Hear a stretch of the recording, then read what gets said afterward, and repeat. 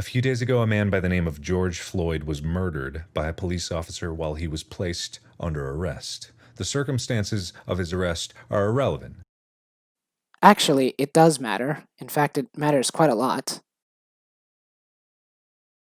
On the 29th of May, 2020, popular YouTuber of 25.8 million subscribers, Markiplier, released a video to his general audience about the tragic death of George Floyd, a video about standing up for what is right and making the world a better place. So why am I making my own video about his? Well, because his is a bit shaky, and also a bit concerning. And I would just like to say right now, because this is very important, number one, I hate that I'm making this video. Number two, me making this video and the things that I say in it does not mean I'm not saying that this man's death isn't sad or tragic, and I most certainly am not saying that racist police don't exist.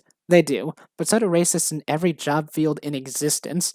Let's get right down to it. This sort of situation disproportionately affects a certain percentage of the population.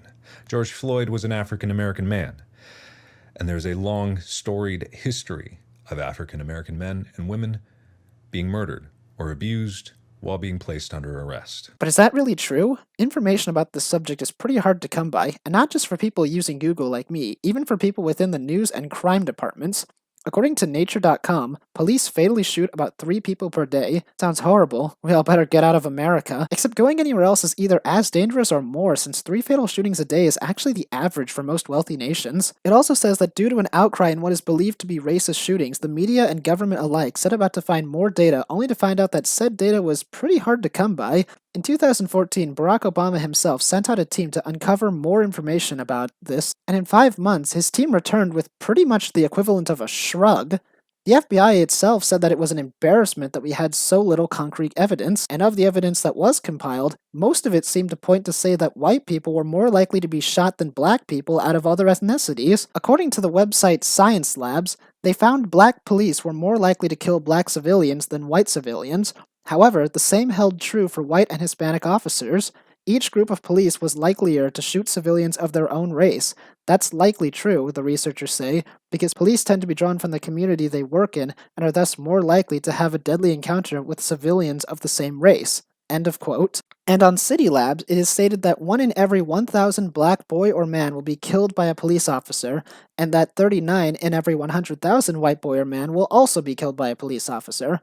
But 39 in every 100,000 is 2 in every 1,000, so that's kind of a strange comparison to make. Ultimately, though, every site that I checked basically seemed to say the exact same thing, that there's not really a lot of data to truly say one way or another how big of a role racism plays in police violence, which seems to create the narrative that the data doesn't show police officers commit crimes based on race, but that the data doesn't explicitly say that it's not related. What further muddies the waters is media coverage, as the media would prefer to talk about police officers shooting black people than it does police officers shooting white people, which further creates this narrative of racism. But let's continue.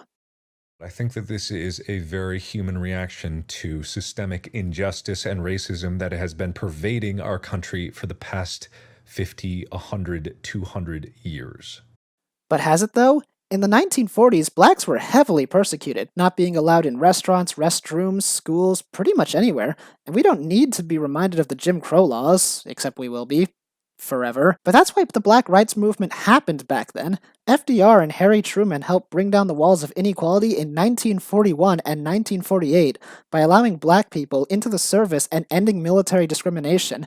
And in 1951, the Supreme Court made segregation illegal, and when the people, not the government, not the police, but the public themselves who attended a school in Little Rock began to attack black kids for attending the school, the police protected them and took them to school daily. In 1957, Dwight D. Eisenhower signed the Civil Rights Act of 1957, which made it illegal to prevent someone from voting because of prejudice. So it seems as far back as even 70 years, we were already tearing down the walls of racism. And you can look even more yourself, because it didn't stop there. You can go and check the Black Rights Movement right now, look up some webpage about it, and it will tell you the many steps that we as a nation have taken to help spread equality throughout it. These days, black people can own properties, cars, work any job they want. Heck, one even became the President of the United States of America, and it wasn't even that long ago. Black people, or African Americans, or whatever they prefer to be called, heck, they have the freedom to choose what they're called nowadays, and now they have the same liberties as any other American citizen.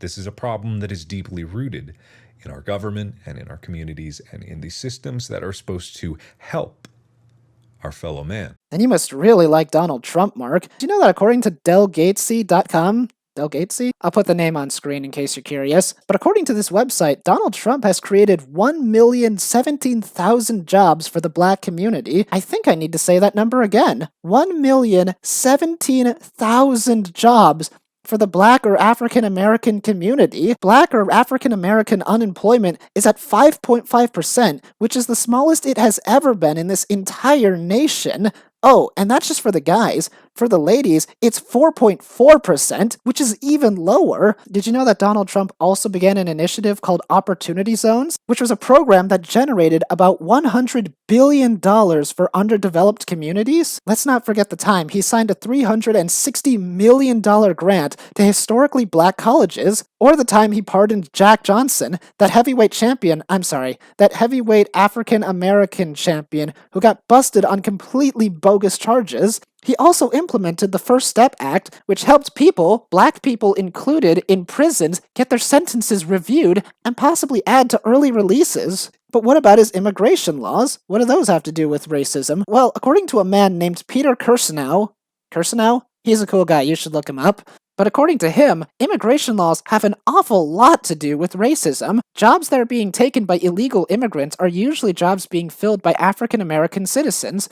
So people who are here legally, who you say are being oppressed by our government, now thanks to Trump, can keep their jobs. And let's not forget about the Music Modernization Act. What does that even have to do with racism? I don't know, but it helped out musicians of all walks of life, white, black, Hispanic, Latino, everybody, in these particularly trying times in the musical world by ensuring they got fair compensation.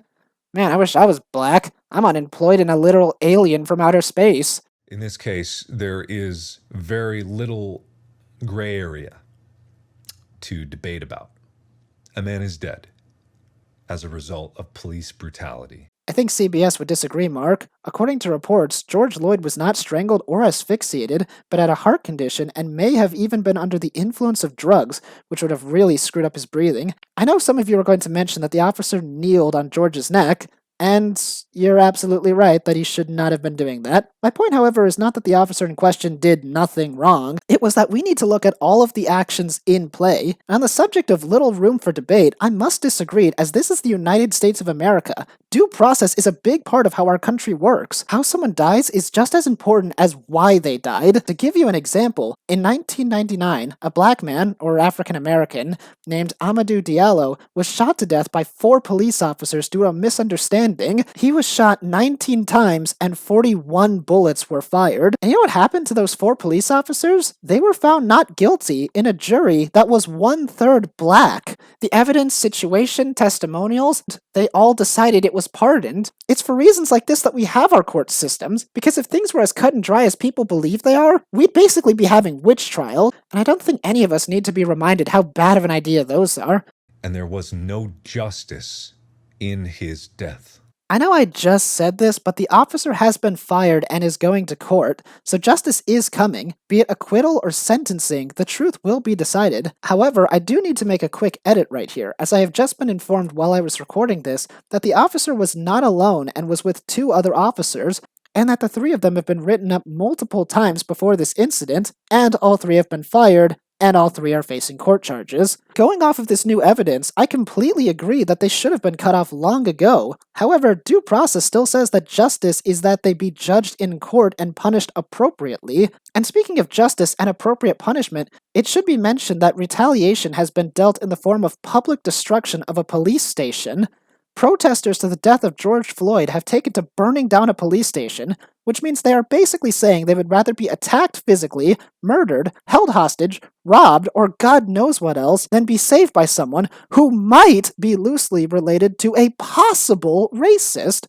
Now maybe I'm just really out of touch, but does that make sense to any of you out there watching this video? because it doesn't really make any sense to me at all. And it doesn't stop there. Riots and pillaging have begun transpiring all over Minneapolis. People began gathering around CNN's studio and breaking its windows and attacking its people with projectiles and BBs and all sorts of things, to the point that the studio had to call in the police for protection. And in other places, like in California, people have shut down highways. I know you went out of your way to quote Martin Luther King, Mark, and talk about the righteousness of rioting, but I implore you as a concerned individual to please not leave out the parts of Martin Luther's speeches that involved nonviolent or peaceful protest. I've always said that I want to leave the world a better place than I found it. And this would be an excellent time to inform you, or perhaps anyone else, of some of the things going on in the black community that are really, really bad. Did you know that most violent black crimes are murders of black people by black people? That in 1 year, black Americans or African Americans have killed 7,000 other blacks, which is more than the KKK has killed in its entire operation.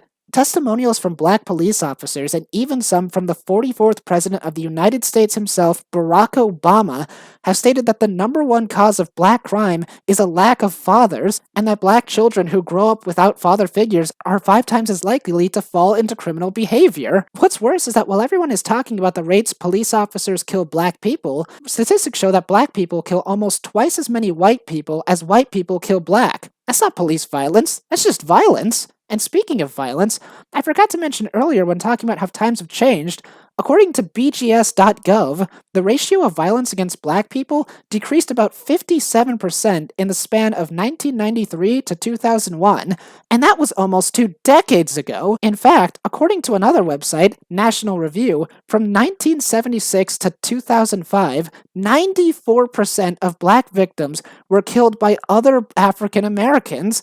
In fact, I will demonstrate high rates of black-on-black killing have been the norm for well over a century, end of quote. As well as this, National Review has also said that the homicide victim rate for African Americans was about 52% of all known homicides. Sounds pretty bad, but it gets even worse because basically nearly all of those murders were by African Americans. But right now, we need to fight these injustices at every turn, because prejudice and injustice and racism runs very deep. They do indeed, Mark, which is why stuff like this is very worrisome.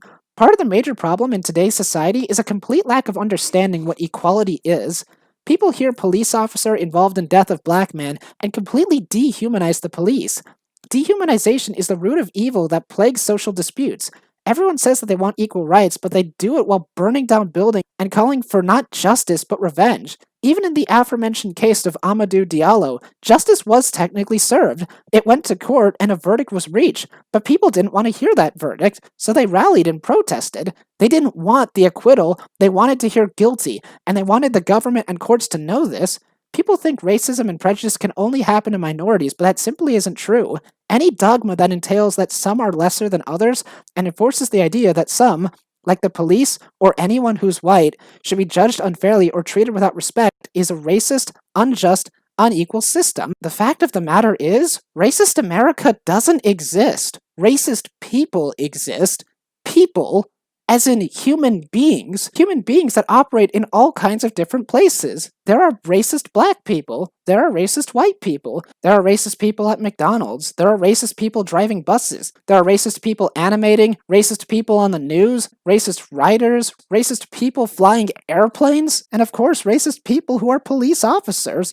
But that doesn't mean the jobs make people racist. It doesn't mean that the ethnicity makes people racist. People forget a very simple fact. It's not what you are, it's who you are. Police officers aren't all white, and putting on a badge doesn't magically make you racist. And I'll say again, it is 100% true that racist cops do exist. Racist crimes are real. They're not even always committed by police officers. And the death of George Floyd is terrible, but by targeting the race card, people perpetuate the real problems by turning a blind eye to them. Instead of doing our part to help black communities, we're so wrapped up in trying to take down this evil police, this evil government, these evil groups, these evil people, our evil parents who won't let us stay up past 8 p.m. And when it comes right down to it, that's why I ended up writing this script and hopefully making this video, assuming I didn't choke in editing and scurry away like a scared rabbit. Because you, Markiplier, assuming you're actually watching this video, you have 25.8 million subscribers, many of which are impressionable children who are being told now to rise up against a problem which has more or less been systematically declawed for years, instead of worrying about the true problem. And to be perfectly honest, I don't take you to be a manipulative person, which leads me to believe that you are merely misinformed. So I have to ask you, if you're really willing to make a commitment and stand against these problems, then you need to do more research than just listening to the news and telling your fans that racist cops exist. If you really want to leave the world in a better place, you need to more closely examine the roots of the problems and spread the right messages. Because telling people to rally against nebulous racism or rage against the machine causes situations where people have no choice but to wake up to riots, death, terrorism, shut down intersections, and a completely chaotic system. And that goes for everybody else watching this video too. Whether you have 1 million subscribers, 148, it doesn't matter if you don't even have a YouTube channel. As long as you understand the real issues, you can help fight against them. The numbers are out there and these problems are real. It's even possible that I myself got some of them wrong, and you can even go ahead and rake me over the coals for those.